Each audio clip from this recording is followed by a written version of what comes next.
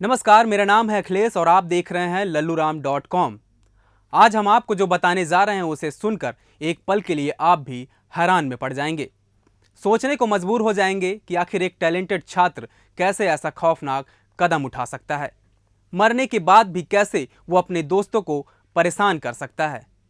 Suicide note में ऐसे coding का इस्तेमाल करता है जिसे सुलझाने में पुलिस के भी पसीने छूट जाते हैं। लेकिन उसके मरने के पीछे की जो दर्दनाक भरी कहानी है उसे सुनकर आप भी सिहर उठेंगे।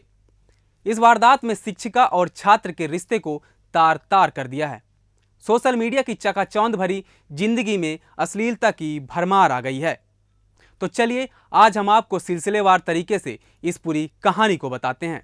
ये कहानी 11वीं कक्षा के छात्र की आत्महत्या की है।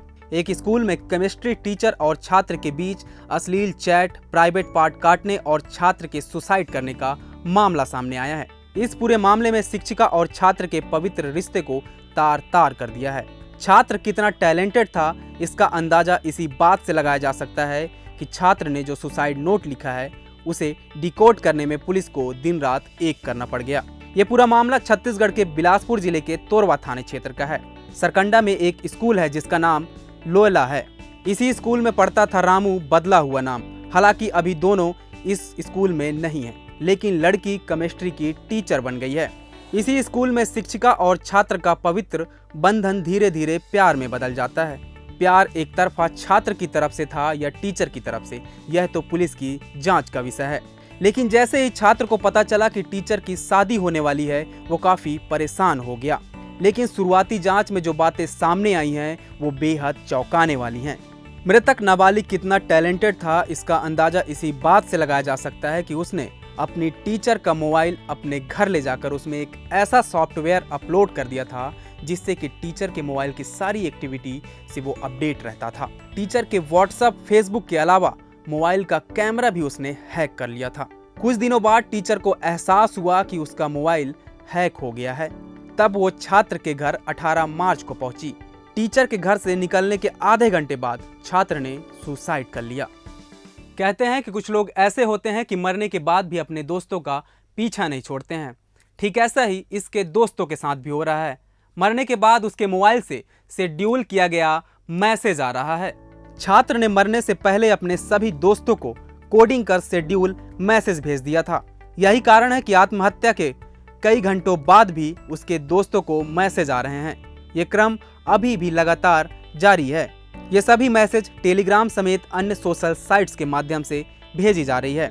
इसी मैसेज से खुलासा हुआ है कि टीचर और छात्र के बीच अश्लील चैटिंग हुआ है। आरोपी केमिस्ट्री टीचर सेक्सुअल संबंध के लिए छात्र को उकसाया करती थी। मैसेज से इस बात का भी खुलासा हुआ है कि केमिस्ट्री के टीचर और छात्र मॉल में अकेले मिला करते थे। इसके अलावा टीचर के जन्मदिन पर भी छात्र ने फोटो का कोलाज बनाकर विश किया था। इतना ही नहीं, जो सुसाइड नोट में छात्र ने लिखा है वो बेहद चौंकाने वाला है। छात्र के सुसाइड नोट के कोडिंग को समझने के लिए बिलासपुर पुलिस को डिकोड करना पड़ा। पुलिस ने इस मामले में टीचर आराधना एक्का को आरोपी बनाते हुए धारा 306 और पॉस्को एक्ट के तहत मामला दर्ज कर गिरफ्तार कर लिया है। प्राइवेट पार्ट को काटने वाले मैसेज को लेकर आरोपी शिक्षिका से पूछताछ की तैयारी की जा रही है। एक सूत्र ने बताया कि शिक्षिका ने प्राइवेट पार्ट में पिन भी चुभाया था। छात्र ने सुसाइड नोट में जो कोडिंग छोड़ा हुआ था उसे पुलिस ने ट्रांसलेट भी कर लिया है। छात्र के सुसाइड नोट में यह लिखा है कि जब आप यह मैसेज पढ़ रहे होंगे, मैं जिंदा नहीं रहूंगा। मैं अपनी पीड़ाओं को खत्म कर रहा हूँ। मैं अपने मानसिक और शारीरिक प्रताड़ना को समाप्त करना चाहता हूँ। मैं अगर जिंदा रहा तो कोई मुझ पर भरोसा नहीं करेगा।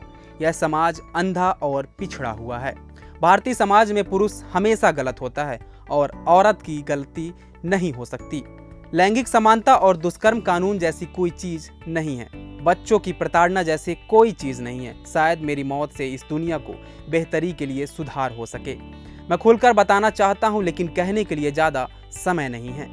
मैं बहुत कुछ लिखना चाहता हूँ। यदि कोई जिम्मेदार शख्स इस बात को पढ़कर न्याय दिलाना चाहता है तो मैं पूरे सबूत देना चाहता हूँ। मैं इस समाज में पुरुष के खिलाफ बहुत से गलत मामले दर्ज हैं। यह कोई महिलावाद नहीं है। यदि हमारा देश भी न्याय नहीं दिला पाता तो कर्म है ना, और कर्म सभी कानूनों से ऊपर हैं। यहाँ तक भगवान भी कर्म से नहीं भाग सकता। कर्म से कोई भेदभाव नहीं कर सकता, तो कर्म का जब समय आएगा तब कर्म अपना काम करेगा। इससे पहले मैंने पीड़ा देने वाले का जिक्र किया है, तो वह अच्छा शख्स होता, लेकिन मैंने शैतान के चेहरे को देख लिया है। मैं अब भी यकीन नहीं कर पा रहा हूँ जो मेरे साथ हुआ है। मेरे साथ जो हुआ है वो किसी बच्चे, पुरुष या इंसान के साथ ना हो।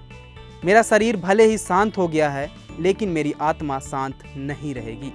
मैं यह सब कुछ उल्टे हाथ से लिख रहा हूँ। आप सोच रहे होंगे कि इस तरह की मौत आखिर क्यों? मैं बता दूं कि मैं महान पैदा तो नहीं हुआ, मैं महानों की तरह नहीं रहा, लेकिन मैं एक महान मौत तो मर सकता हूँ। तो ये थी एक छात्र की दर्द भरी कहानी। आखिर छात्र तो अब इस दुनिया में नहीं रहा, लेकिन क्या उसे न्याय मिल पाएगा?